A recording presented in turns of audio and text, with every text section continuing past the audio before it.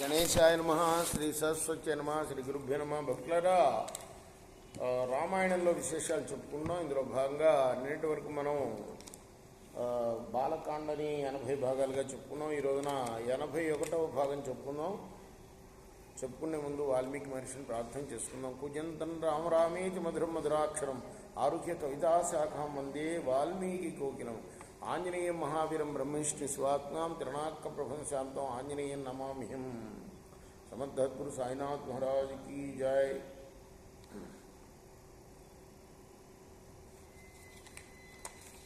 ఎక్కడ ఉన్నాం మనం?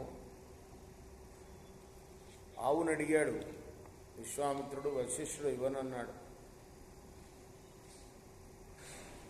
ఈ కామధేనువు నందే నేను దేవతలకు అర్పించే హవ్యాన్ని, పితరులకు అర్పించే కవ్యాన్ని,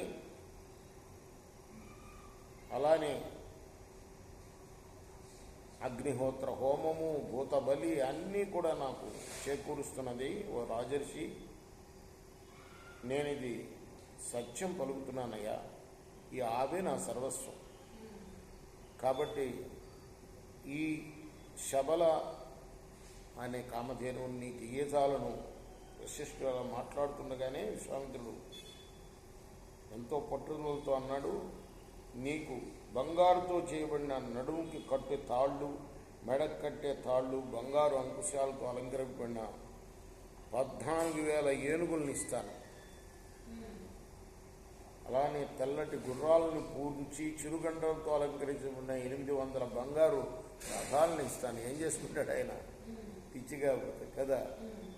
కాంబోజాది, బాక్లికాది దేశాల యందు పుట్టిన ఉత్తమ జాతికి చెందిన 11,000 గుర్రాలను ఇస్తాను. ఇవన్నీ రాజులకు అవసరం, కానీ ఆయనకి ఎందుకు చతురంగ బలాలు కదా.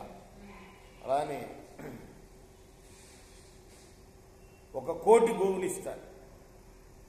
మంచి వయసులో ఉన్న గోవులు. ఎన్ని రత్నాలు, ఎంత బంగారం కోరితే అంత ఇస్తాను. నాకు మాత్రం ఈ కామధేనువు కావాలి అన్నాడు. రాజా, నేను ఏ విధంగానైనా సరే ఈ కామధేవుని ఇయ్యచాలను అని అన్నాడు చివరికి ఆయన. ఇదే నాకు రత్నం, ఇదే నాకు ధనం, ఇదే నాకు సర్వస్వం కూడా. కాబట్టి నేను ఇయ్యచాలను అన్నాడు ఆయన.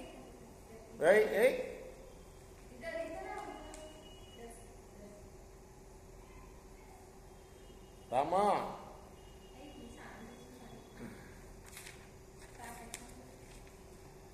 అప్పుడు వెంటనే విశ్వామిత్రుడు దాన్ని లాక్కుపోవాలి అనుకున్నాడు.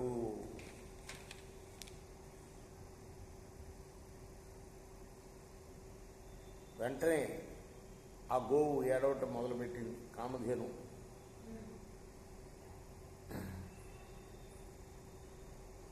నన్ను ఈ మహాత్ముడు విడిచిపెట్టాడా ఏంటి అని ఏడవటం మొదలుపెట్టింది. ఇక్కడ ఆపుతాం. రేపు మనం కొనసాగిద్దాం. ఇంతకన్నా కృష్ణ.